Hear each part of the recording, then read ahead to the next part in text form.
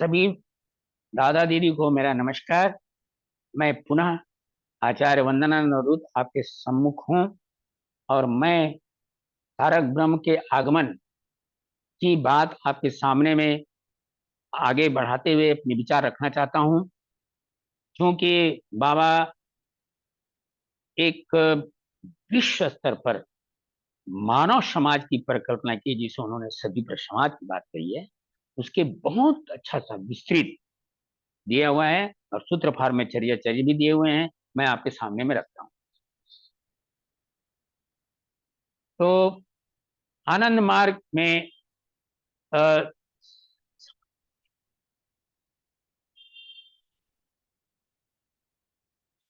आनंद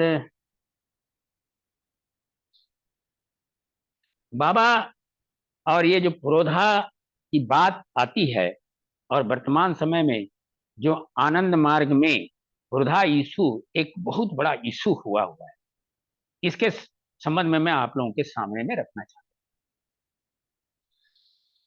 हूँ। जमालपुर में बाबा ने पंजीकृत किए 1955 में, और फिर उन्होंने अपने गृहों के सामने के माध्यम से आगे बढ़ाए, और उन्होंने फिर 1962 में सन्यासी बनाए, और फिर उन्होंने आगे बढ़ाए, और 1966-67 में प्रथम बार अवधूतों को इस जो राष्ट्रीय स्तर पर माने दिल्ली सेक्टर स्तर पर उन्होंने उनको बनाए।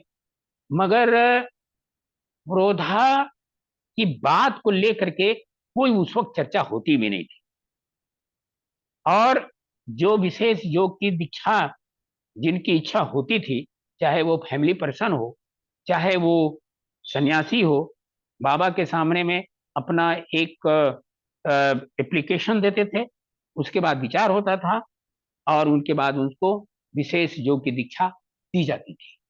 मगर उन्होंने क्रोधा का किसी को डिक्लेयर नहीं किया, और ना ही कोई सर्टिफिकेट भी दिए, जबकि चर्याचर के मुताबिक क्रोधा बोर्ड के जो मेंबर होंगे, वो लोग सर्टिफिकेट देंगे, ये बात है।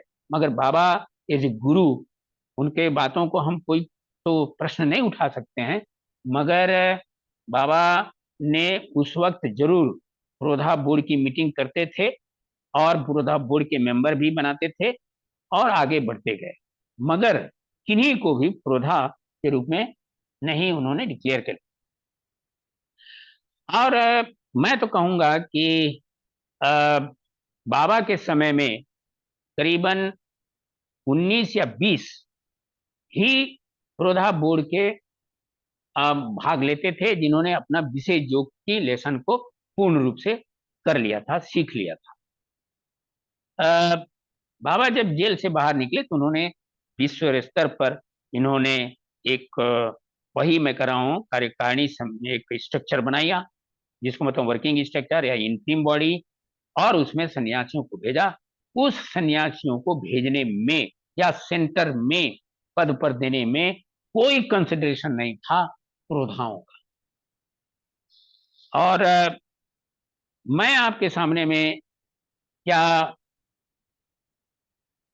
जो विशेष योग की साधना लेंगे वह एक सीखना चाहिए, मगर जो आचार्य हैं, और आचार्य होने के बाद जब वो अपने आप को उपयुक्त समझते हैं या उनके अंदर में इच्छा होती है, तब वो विशेष योग की लेशन के लिए अप्लाई करना करें, और विशेष योग की साधना भी सीखें।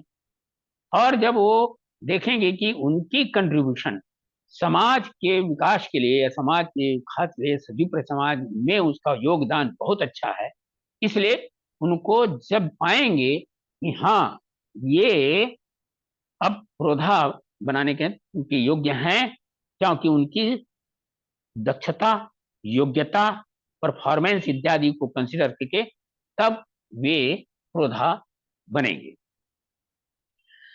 ये जो बाबा के टाइम में जो भी काम देते थे सन्यासियों को, या पहले भी जब सन्यासी नहीं थे तो उनकी योग्यता पर के आधार पर उनको जिम्मेवारी दी जाती थी, ना कि उसको कि वो अवधूत हैं कि नन अवधूत हैं या जीवनदानी तो हैं, उनकी योग्यता पर वो उनको बाबा अपना पोस्टिंग देते थे। मेरा कहना है कि अवधूत विशेष योग की साधना सीखें, क्योंकि साधना सीखनी चाहिए, जिन्होंने अपने जीवन दिए हैं। और विशेष योग की साधना वाकई बहुत ही उपयोगी है, सीखना चाहिए। मगर क्रोधा बनने के लिए कभी भी लाइन में रहना चाहिए। वो क्रोधा अवधूत बोर्ड के अंदर में काम करेंगे, ना कि क्रोधा बोर्ड के अंदर।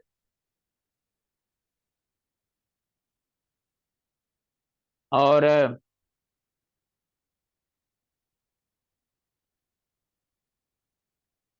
मैं आप लोगों को बहुत धन्यवाद देता हूं। और आगे वाले मैं अपने अध्याय में आप लोगों को आगे बताऊंगा कि हम आनंद मार्ग का जो मिशन है, आनंद मूर्ति जी का जो मिशन है, कैसे आगे बढ़ा जा सकता है। ये आप लोगों को धन्यवाद। चलिए।